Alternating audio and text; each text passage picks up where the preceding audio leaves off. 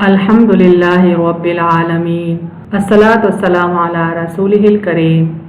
अस्सलामु अलैकुम नाज़रीन इकराम।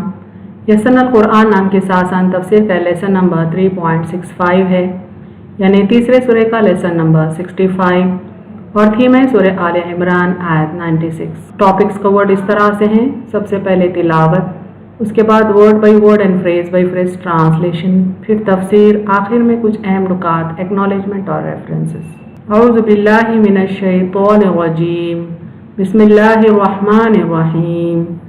इन्ना अव्वल बैति वुज़िअ लिन्नासि लल्लज़ी बिबक्कता मुबारकन व हुदल लिल आलमीन। वर्ड बाई वर्ड ट्रांसलेशन देखें। इन्ना रूट वर्ड है अलिफ नून नून से, माने बेशक। इंडीड, अव्वला अलिफ वाव लाम से है, माने पहला, द फर्स्ट। बैतिन बाया ता से है, माने घर, हाउस। वुज़िआ वाव ज़ाद आइन से है, माने मुकर्रर किया गया, सेटअप और अपॉइंटेड। लिन्नासी नून वाव सीन से है, माने लोगों के लिए, फॉर द मैनकाइंड। लल्लज़ी अलिफ लाम लाम ज़ालिया से है, माने वो जो, इज द वन विच। बिबक्कता बा काफ काफ से है, माने मक्के में है, एट बक्का। मुबारकन बा रा काफ से है, माने बरकत वाला, ब्लेस्ड। बहुदन हा दालिया से है, माने और हिदायत। एंड गाइडेंस लिल आलमीन आइन लामीम से है, माने तमाम जहानों के लिए, for the worlds. Phrase by phrase translation देखें उर्दू में। इन्ना अव्वला बैतिन, बेशक सबसे पहला घर जो, वुज़िआ लिन्नासी लोगों के लिए मुकर्रर किया गया, लल्लज़ी बिबक्कता वो है जो मक्के में है, मुबारकन व हुदल लिल आलमीन बरकत वाला और तमाम जहानों के लिए हिदायत। कंप्लीट ट्रांसलेशन देखें। बेशक सबसे पहला घर जो लोगों के लिए मुकर्रर किया गया वो है जो मक्के में है, बरकत वाला और तमाम जहानों के लिए हिदायत। Phrase by phrase translation English में देखें।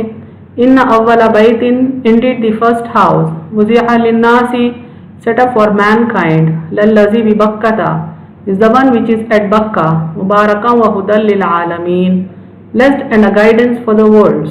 Complete translation देखें।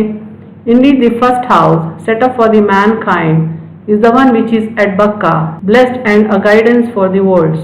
तशरीह कलिमात देखें, यानी इंटरप्रिटेशन ऑफ few words।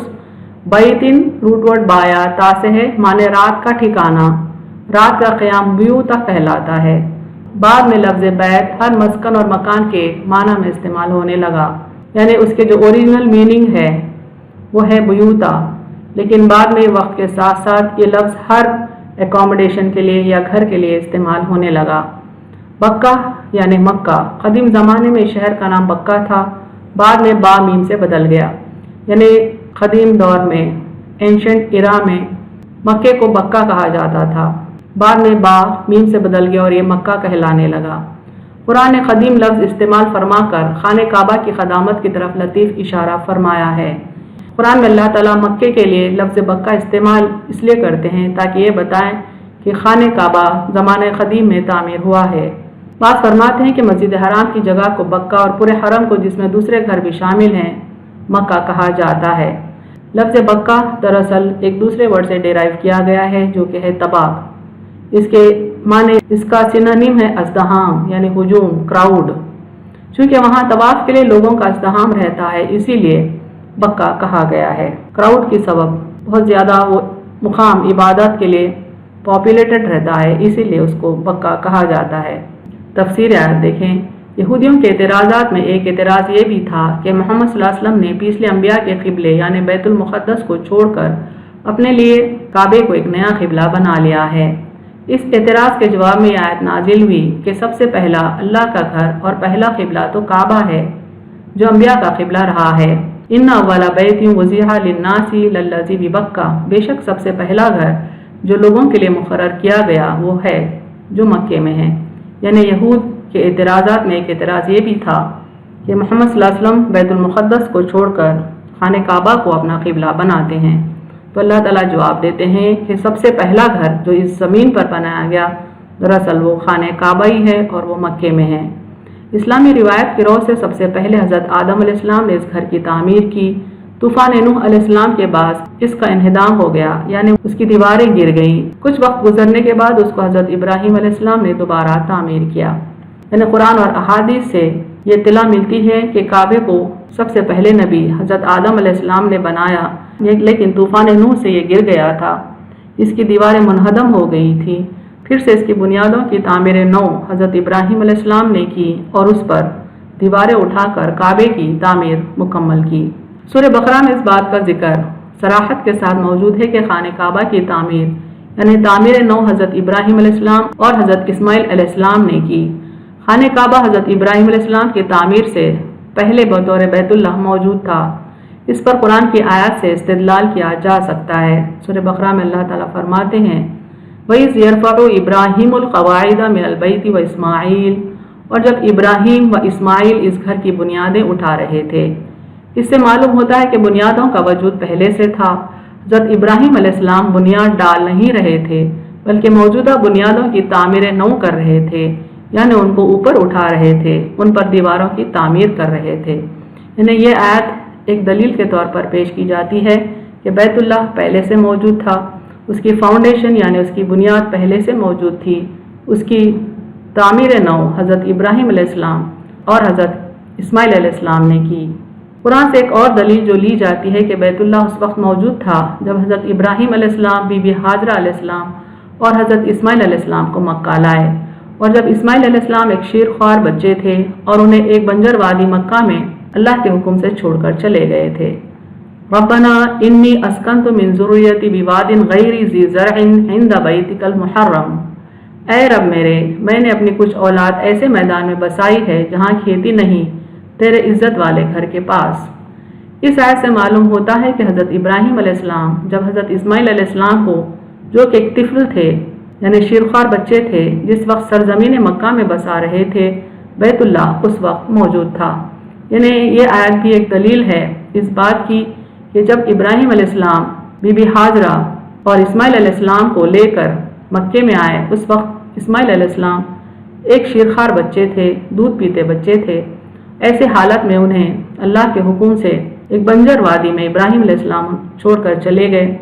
بعد میں جب حضرت اسماعیل علیہ السلام بلوغ کو پہنچے تب ابراہیم علیہ السلام اور اسماعیل علیہ السلام نے کعبے کی تعمیر نو فرمائی۔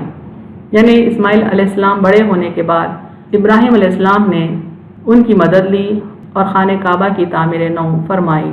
ایک حدیث جو اس بات کی دلیل کے طور پر لی جاتی ہے کہ خانہ کعبہ اللہ کی زمین پر سب سے پہلا گھر ہے، وہ یہ ہے۔ حضرت ابو ذر رضی اللہ عنہ نے رسول اللہ صلی اللہ علیہ وسلم سے پوچھا کہ سب سے پہلے کون سی مسجد بنائی گئی؟ آپ نے فرمایا مسجد حرام۔ پوچھا پھر کون سی؟ فرمایا مسجد بیت المقدس۔ پوچھا ان دونوں کے درمیان کتنا وقت ہے؟ فرمایا 40 سال۔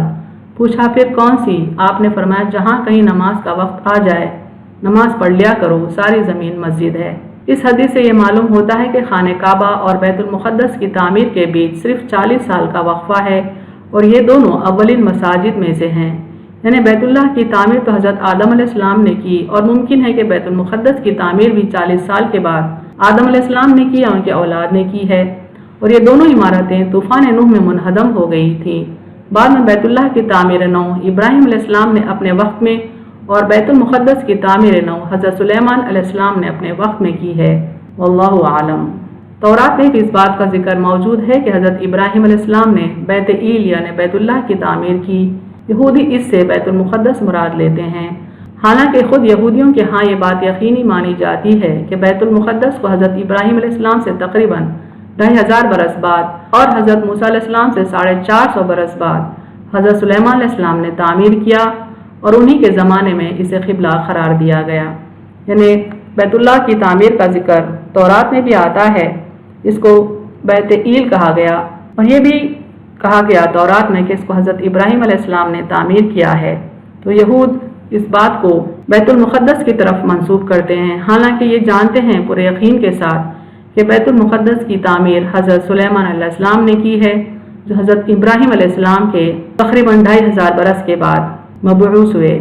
آیت کے آخری حصے میں بیت اللہ کی صفات کا ذکر آیا ہے۔ اللہ تعالیٰ فرماتے ہیں مبارکم وہدی للعالمین، برکت والا اور تمام جہانوں کے لیے ہدایت۔ آیت کے اس حصے میں بیت اللہ کی 2 صفات بیان کی جا رہی ہیں۔ اول تو وہ بابرکت ہے اور دوم ہدایت کا مرکز ہے۔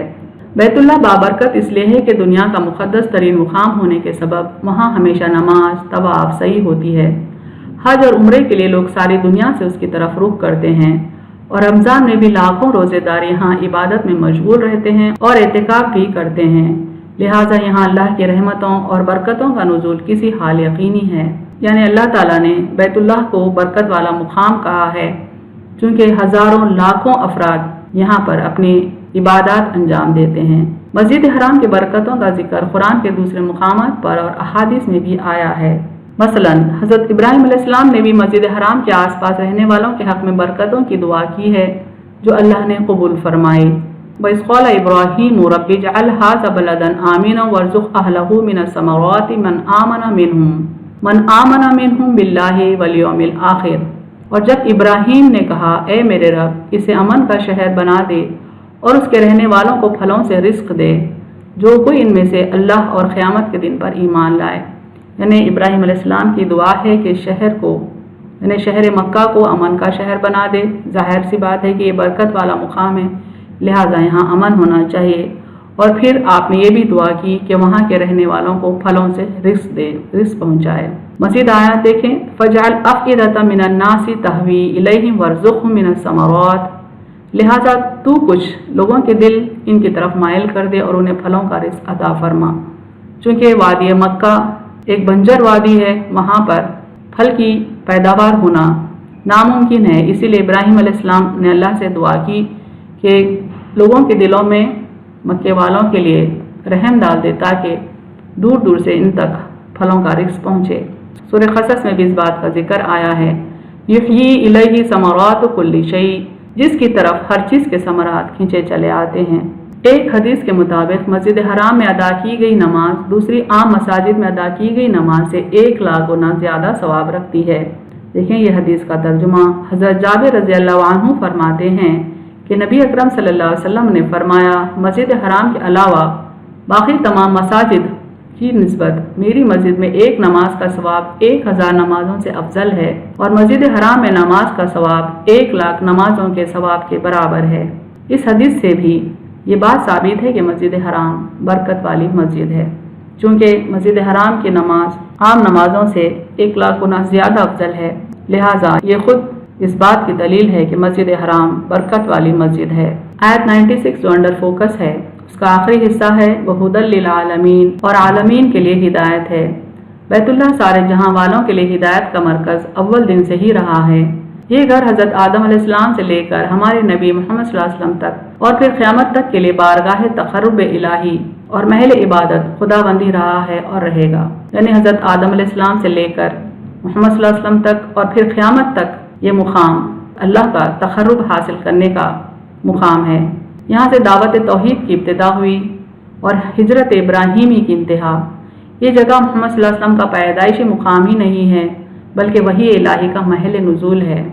यानी यहाँ पर आप सल्लल्लाहु अलैहि वसल्लम पर कई मरतबा वही भी नाजिल हुई है, और हर दौर की तरह आप सल्लल्लाहु अलैहि वसल्लम की हयात में और आज भी तौहीद के पैगाम का मरकज़ है। यहाँ से जो पैगाम दुनिया को सुनाया गया, इसमें सारे जहानों के लिए रुश्द और हिदायत है। यानी सारे जहां को रोशनी दिखाने वाला, सारे जहां को रुश्द का रास्ता दिखाने वाला, हिदायत पहुँचाने वाला ये मुकाम है। अहम नुकात देखें इस तफसीर के। बैतुल्लाह अल्लाह का सबसे पहला घर है जो ज़मीन पर बनाया गया है और जो मक्के में है। कुरान की आयात और अहादीस पर गौर करने से बात समझ में आती है कि इसकी तामीर करने वाले पहले नबी हज़रत आदम अलैहिस्सलाम थे, और उसकी तामीर नौ करने वाले हज़रत इब्राहीम अलैहिस्सलाम और इस्माइल अलैहिस्सलाम थे। बैतुल्लाह में अल्लाह ने बरकतें रखी हैं, दुनिया भर से यहाँ मुख्तलिफ मेवे आते हैं और ये अमन का मुकाम है।